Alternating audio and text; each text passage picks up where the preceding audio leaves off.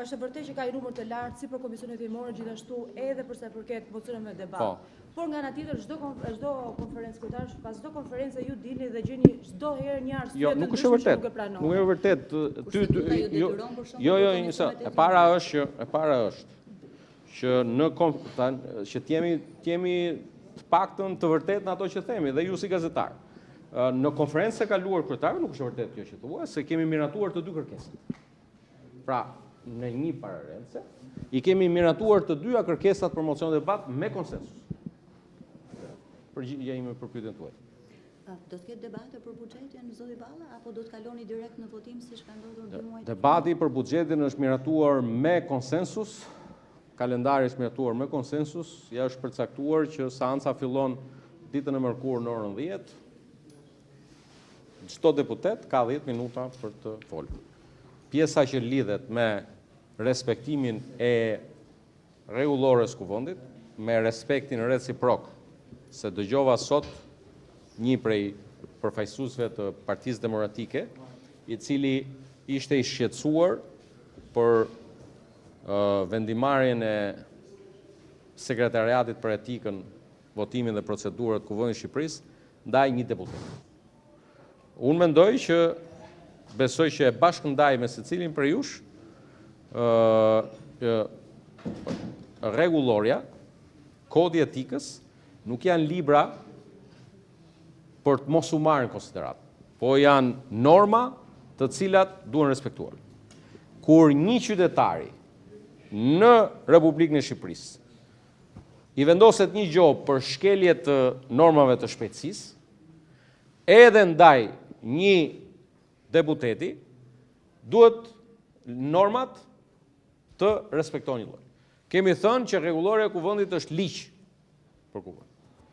Fyerja, gjua me natyrë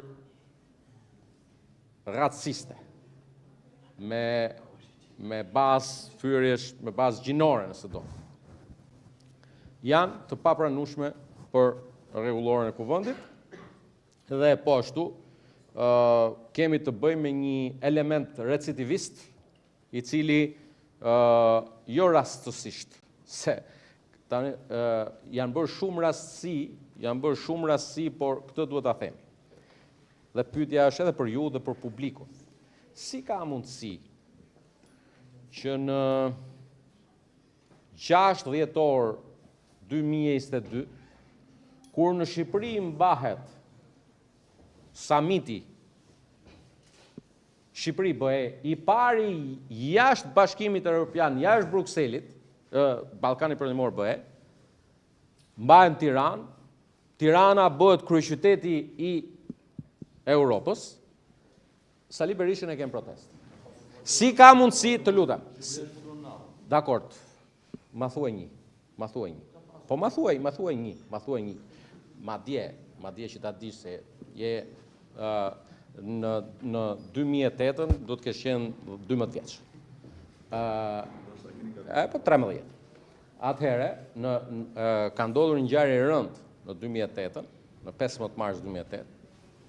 Shpërthimi i korrupsionit shtetëror në përmasa të një tragjedie dhe një krimi shtetëror ku janë vrarë 26 dhe Partia Socialiste ka marrë vendimin për të mos vijuar më protestat për shkak të samitit të NATO-s që zhvilloi në Bruksel. Paktën për këtë pjesë anë historike të gjërave më keni këtu, sa kohë që të më keni, u jap edhe xhevapi. Por sa i përket koincidencës, që nuk është koincidencë, në 6 dhjetor, thash 2022, zhvilloi samiti në Tiranë, kishte një protestë. Në 17 nëntor 2025, ditë historike për Shqipërinë, ndërsa shënojmë dhe rekordin historik të një vendi që shënon të antarësohet në Bashkimin Evropian. Sot përmbyllim edhe klasterin e 6, grup kapitullin e 6, hapet selia e Shqipërisë në Bashkimin Evropian, një moment historik i ndërruar që nga 1990-a, nëse doni, nga protesta e studentëve duam Shqipërinë si gjithë Europa, dhe sot kej protest, po ju e dini si u shko fati këtyre protestave. Zoti Balla, ju thoni që opozita po mban protesta kundër integrimit, ndërkohë nga ana tjetër opozita pretendon të kundërtën. Ajo ankohet se janë ngushtuar hapësirat në parlament, apo jepni ju një dorë si mazhorancë për radikalizimin e qëndrimit të opozitës?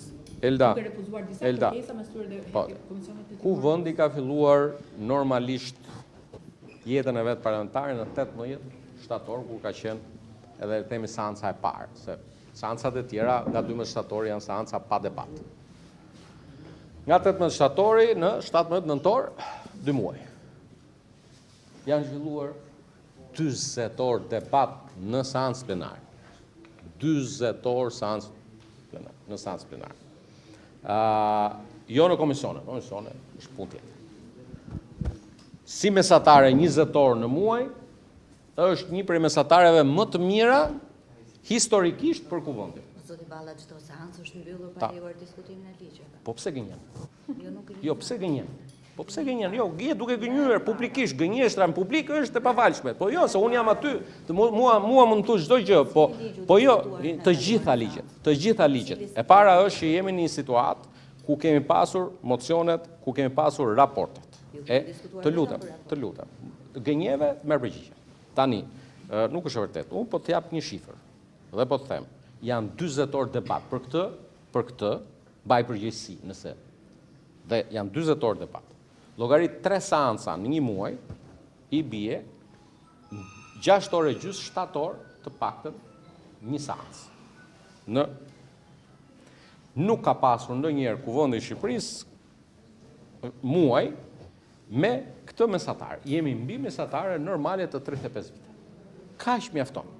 Sa i përket asaj që thoni, informoheni kur të paktën, kur përballeni me mua, informo se lutem. Kemi pasur debat për raportimin e institucionit. Me dakordsi të plot, kemi përcaktuar orën e debatit. Është zhvilluar, janë miratuar dhe rezolutat përkatëse. Thuhet që janë ligjet e tjera mbrapa. Natyrshëm që sa herë që ka një masë disiplinore ndaj deputeti nuk lejon sallën, historikisht në Kuvendin e Shqipërisë, paktën 21 vite sa jam unë, mazhoranca ka marrë vendimin për të ndërprerë diskutimet edhe për të kaluar në votim. Por, merrni këto, verifikojeni këto që ju them unë. 2 muaj, 40 orë. Ka një element që është jave qershin bitor, mbi atë që po them. Në 40 orë, edhe pse, opozita ka 2/3 e kuvendit, ne kemi në 2/5 e kuvendit, ne kemi 3/5, pra ata kanë 2/5, ne kemi 3/5, ata kanë 23 orë, ne kemi 7 orë.